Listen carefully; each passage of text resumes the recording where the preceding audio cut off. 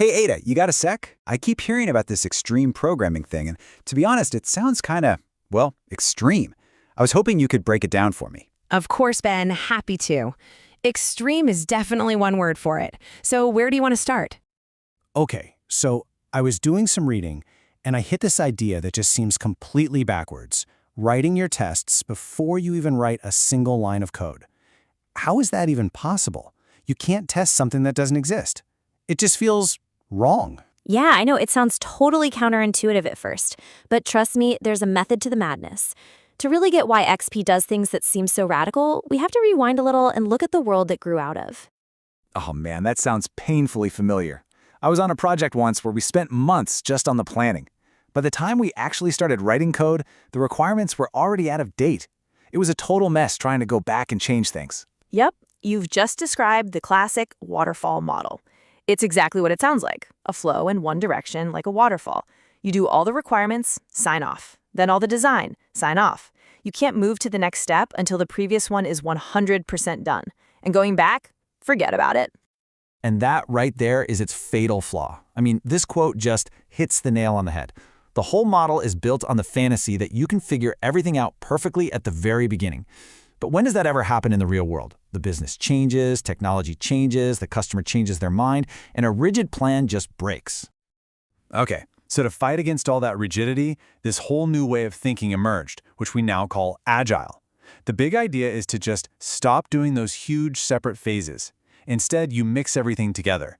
A little bit of design, a little bit of coding, a little bit of testing, all in these short, fast cycles. The whole point is to get something working into people's hands quickly and to actually welcome change instead of fighting it.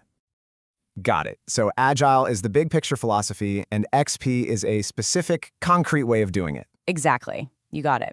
And yeah, the name is no accident. XP takes those core agile ideas, like flexibility and getting feedback fast, and cranks the dial all the way up to 11. It's not chaos, though. It's actually super disciplined, built on a few core practices that are all about embracing change. So let's take a look at what those practices actually are. You've got things like putting out small releases really often, having the customer literally be part of the team day in and day out, keeping the code as simple as possible. And then you have those two you've heard about, test-first development, and another one that always raises eyebrows, pair programming. Wait, pair programming?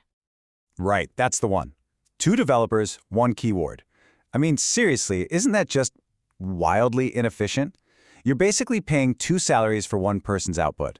It seems like you'd get half the work done. I get why it sounds that way, and that's the #1 myth about it. But the reality is so different. It's not about one person working while the other just sits there. It's this super engaged collaboration. You have the driver, who's physically typing, and the navigator, who's thinking ahead and looking at the bigger picture. Think of it like a constant real-time code review. Every single line of code gets a second pair of eyes on it the moment it's written. It prevents so many bugs, and maybe more importantly, it spreads knowledge like crazy. Okay, so let's jump back to that first crazy idea you had, writing tests first.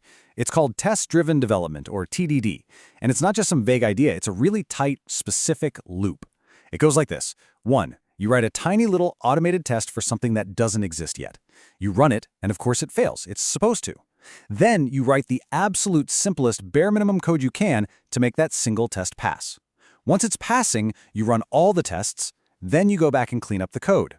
That last part is called refactoring. So the tests are literally guiding how you write the code. You nailed it, and the payoff is massive. For starters, you end up with amazing test coverage because nothing gets written without a test first. You also create this incredible safety net. Anytime you change anything, you can run all the old tests to make sure you didn't accidentally break something else. And debugging, so much easier. If a test fails, you know the bug is in the 5 lines of code you just added, not somewhere in a 1,000,000-line codebase. You keep mentioning refactoring.